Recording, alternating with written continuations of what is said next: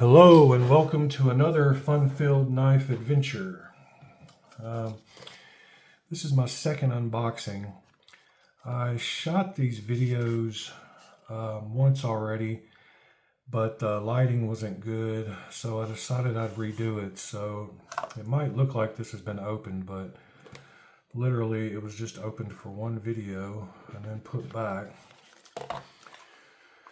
So this is the Kubey, let's see, KU353.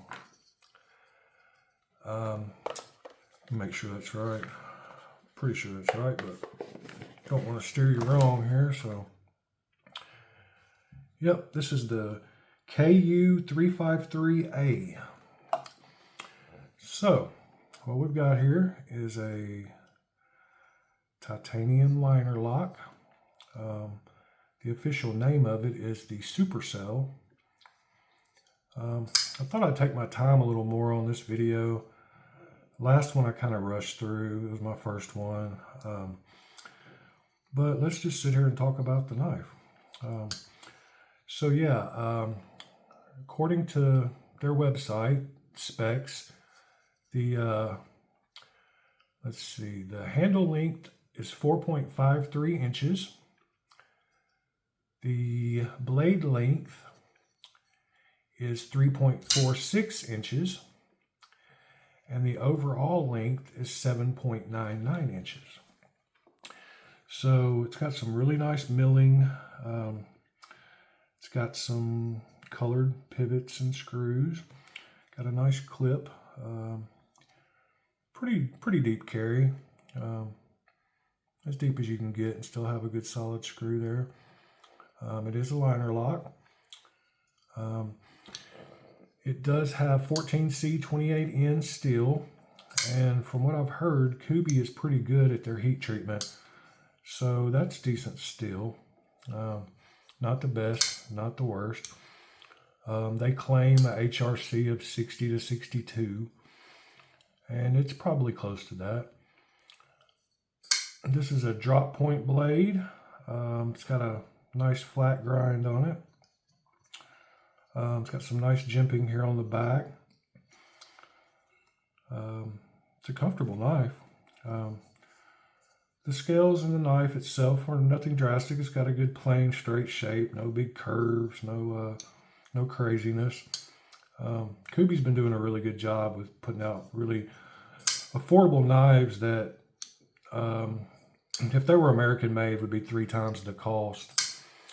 On their website right now, this knife is showing as $156 in this configuration.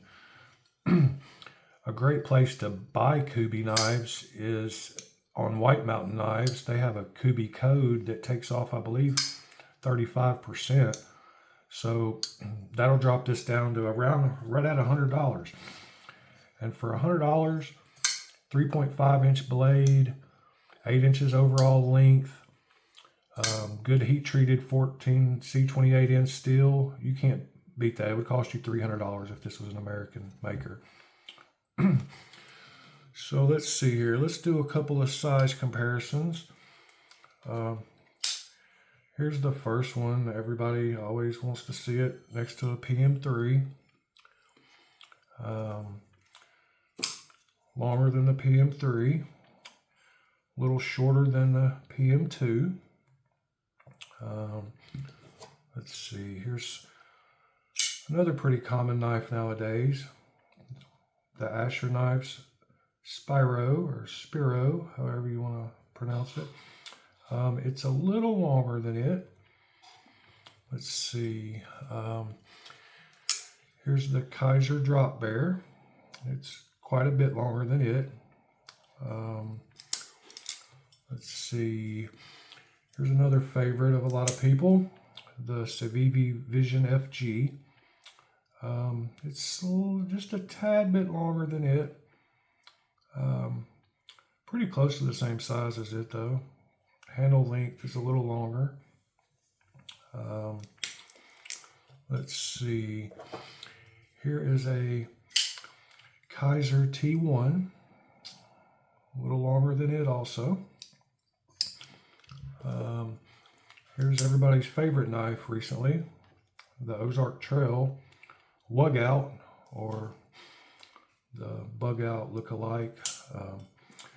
Let's see, and here is a Spyderco Shaman.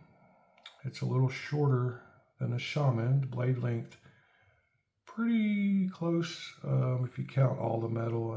It's a little shorter than the Shaman. So yeah, that gives you a little bit of a size comparison. Get these other knives out of the way. Yeah, I really like the milling. It's not too rough. It's not going to rub your pockets going in and out, but it's got enough that you feel confident in your grip. The lockup, let's see, has no side-to-side play, no up and down play. I've got a buddy that's really important to him. If it moves at all, sell it. No, I'm just kidding. He can fix knives. That's one more thing I wanted to talk about, is people are so scared to work on their knives. And I know some $1,000 knife manufacturers say that if you ever open your knife, it voids the warranty. But that's just like everything else nowadays with the right to repair. When you pay good money for something, you should be able to repair it yourself. So don't be scared to take apart your knives. There's not much to the simple frame locks and liner locks. You know, when you get into crossbars and some of the other lock types, they get a little bit more difficult. But as long as you just take your time, take one screw out at a time, do it somewhere flat where you can keep up with all the parts. Don't lose anything. And maybe take pictures as you're taking it apart so you know how it goes back together. If you see this little round thing, that's just the clip protector. I'm not going to take it out because there's no reason to, but that's not some part of the knife. It's just a clear piece they put there. But like I was saying, don't be scared to take apart your knives, work on them, oil them, lube them, clean them. Good thing to learn how to do is to sharpen knives. Nowadays, we don't use knives nearly as much as people did back in the older days, but there's still quite a few people that use knives on a daily basis. So being able to sharpen up your knives and get them back.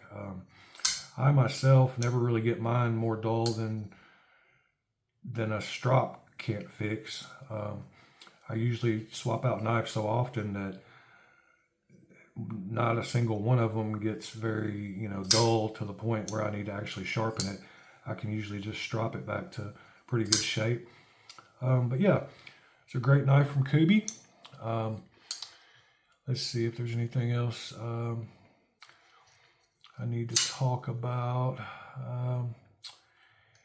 You can reverse the clip on this. It's got a place, you see, it's tip up carry, right or left-handed. It's got the flipper tab, and you can use the slot very easily. Yeah, good knife. I appreciate you sticking with me through the video, and subscribe if you haven't. Tell your friends about it. We're going to do lots of knife unboxings and talks about knives, and hope to have a good time just discussing one of the hobbies that I really enjoy. I appreciate your time. Come back and see me.